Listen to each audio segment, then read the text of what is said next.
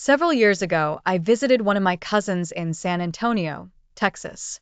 As is the case in other states across the United States, there were many stories about haunted places and eerie sites, which it was best not to investigate in the dead of night. One legend that really caught our attention was about an abandoned railway. Rumors among locals suggested that this railway was haunted by spirits. Although the story was terrifying and sent chills down my spine, I didn't believe it.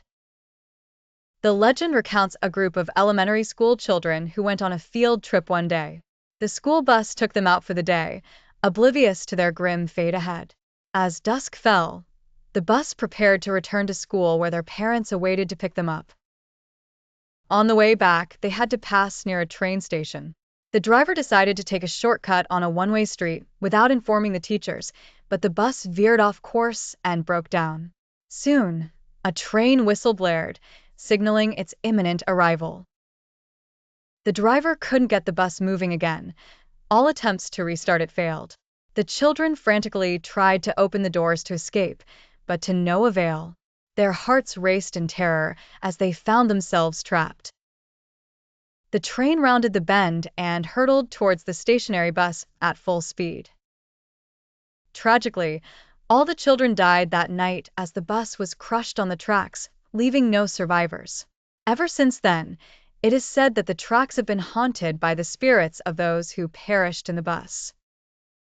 This terrifying story fueled our curiosity, prompting us to visit the railway tracks to see if the legend was true. Ignoring all the warnings from neighbors, my cousin and I ventured there. I remember we parked as close as possible, unaware of the dreadful consequences of mocking this place.